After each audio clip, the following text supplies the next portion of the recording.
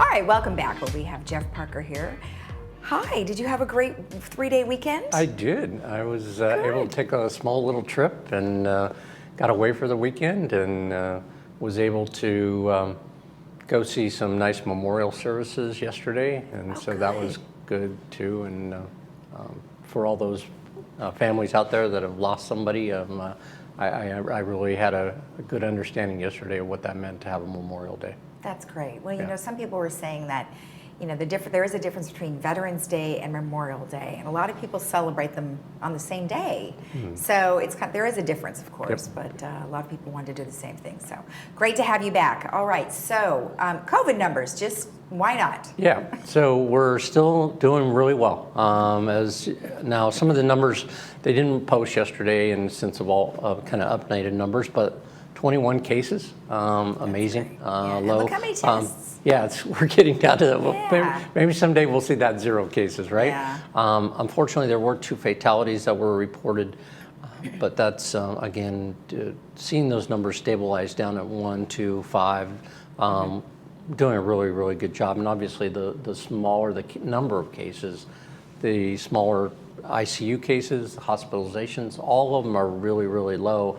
And we'll see that when we get to the next range here on the chart, shows that we're in that yellow, really definitely headed towards the green, which the governor wants us to go green in June, which we're now in June, starting today. But see our numbers at 1.3 and then in the below 1% on the other 2 categories. So that's just amazing that we're progressing that well in Orange County, as well as my understanding and looking at some of the stats, states doing really well and moving that direction. So hopefully keep our fingers crossed Memorial Day doesn't give us a spike.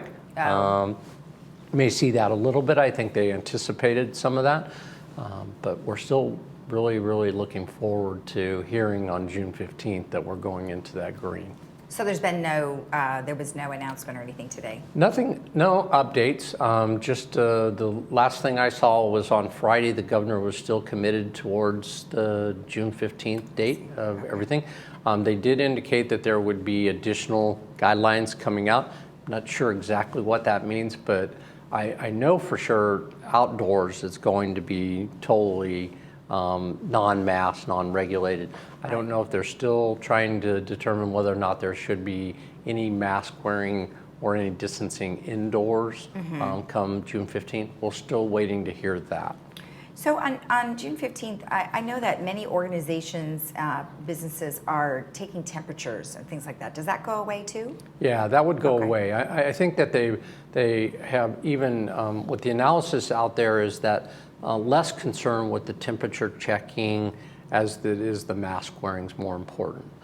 So I think more and more organizations they'll go away from that and won't require that. Restaurants are probably the one area that I would anticipate if there's going to be a hesitancy or a slower rollout. But it'll be interesting to see, and we keep our fingers crossed. We'd like to see the economy and everything open up. Yeah, most definitely. And you know, this past weekend, I think the beaches saw a huge amount of people, for sure. But again, you're outdoors. The weather was great, so we hopefully don't have to worry about any spikes, like you said. And I think you're going to see more and more towards the 15th. We got 2 more weekends, and I think you're going to see that.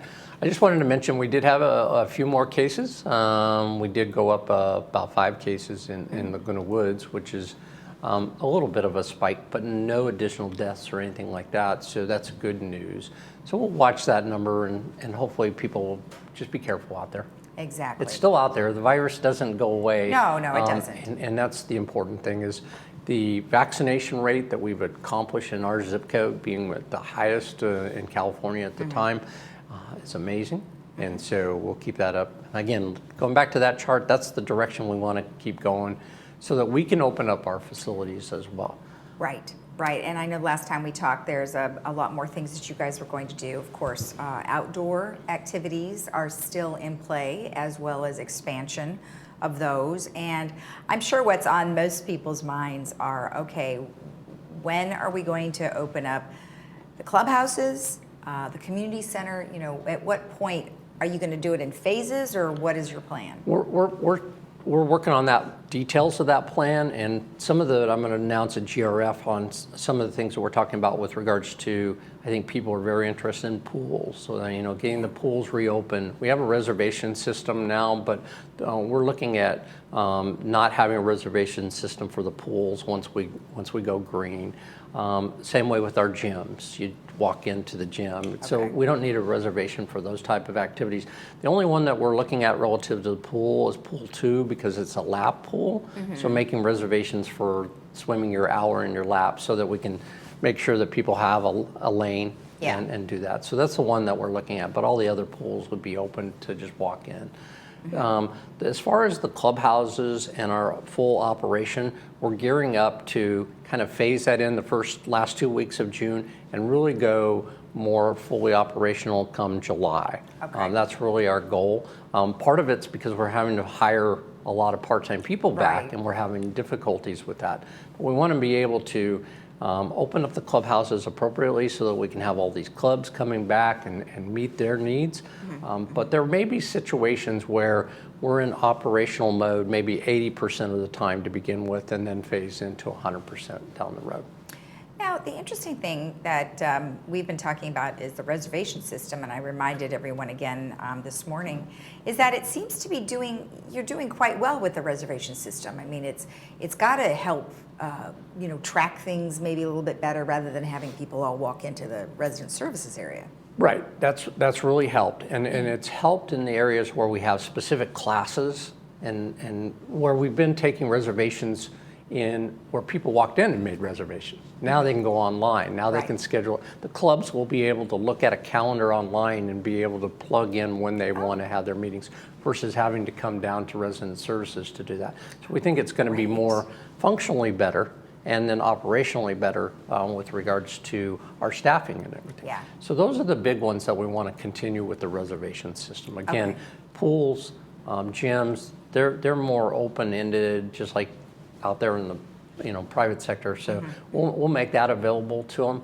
And then with regards to our clubs and working with them, scheduling their time, scheduling their events, we'll be using as much of a reservation system as we can to make those more efficient. Would that be the same reservation system that you're using now, ActiveNet? So is that just a different kind of style? We're going to use We're going to try to use ActiveNet for that too. Okay, so it's a calendar system. Yeah. Okay, all right. Can you see? Okay, how far in advance can you book? Well, we don't know that yet exactly because we want to make sure, because there's a lot of clubs that have activities like 2 or 3 times a week versus the ones that are meeting on a quarterly basis. So we want to make sure that we get a system in that doesn't overlap or conflict with that. So we're gonna phase that part of it in, and we're working with the clubs. We have a survey getting ready to go out to the clubs again. We've already done one survey. Oh, okay. So we're getting make sure everybody's in line, that they're still doing what they've done before. And the other part that we know is come with the June 15th opening and with us really going into the July, the expectation is we'll have non-residents coming in and going like back to the Bridge Club and those type of activities. So we want to make sure that those are all geared in the right direction. So again, it will be a phase process. We're really hoping everything goes good with the June 15th reopening by the governor. That next 2 weeks we'll use kind of to a soft opening, I'll say. And then come July, we want to be as fully operational as we can be given the staff requirements that we need. And if we have to phase some of those times, we'll do that. But we want to gear up to getting back to normal. One thing I wanted to ask you about in regards to the pools is can residents have guests come in yet? Not yet. No, but other residents can swim now with other residents. Yes. It's just not a guest situation. Okay. All right. Well, I wanted to clarify that. Yes. All right, great. Well, we know you have a meeting to get off to, so we're going to let you go. Thank you. You didn't have anything else, right? No, I'm good, and I appreciate being here today. All right, great. Thank you, and we'll see you next time. Okay. All right. Okay, stick around. When we come back, we will have community information for you, so come on back.